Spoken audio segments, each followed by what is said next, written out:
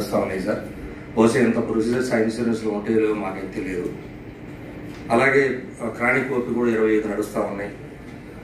So dental వచ్చి 57 దాకా నడుస్తూ ఉన్నాయి. ఇంత చక్కగా వచ్చేటువంటి ప్రొసీజర్స్ మాకు ఉంటాయో తెలియదు. కాబట్టి మేము ఏదైతే ప్రభుత్వం ఇప్పుడు ఏర్పాటు చేసినటువంటి దీన్ని పూర్తి స్థాయిలో మాకు వైద్యాన్ని అంటే 1/11/2013లో ఏర్పాటు చేసినటువంటిది ఇది.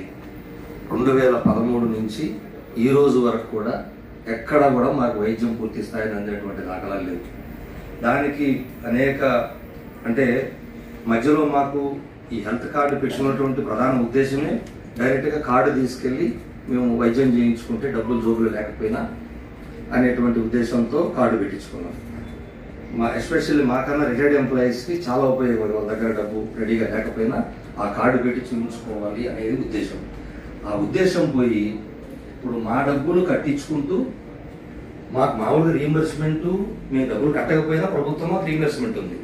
ప్లస్ ఎవ్రీ 2 years మాకు హెల్త్ చెకప్ కూడా డబ్బులు ఇచ్చేవాళ్ళు. అది పోయింది, డబ్బులు పోతున్నాయి, రీఎంబర్స్మెంట్ మాకు వచ్చే పర్సంటేజ్ కూడా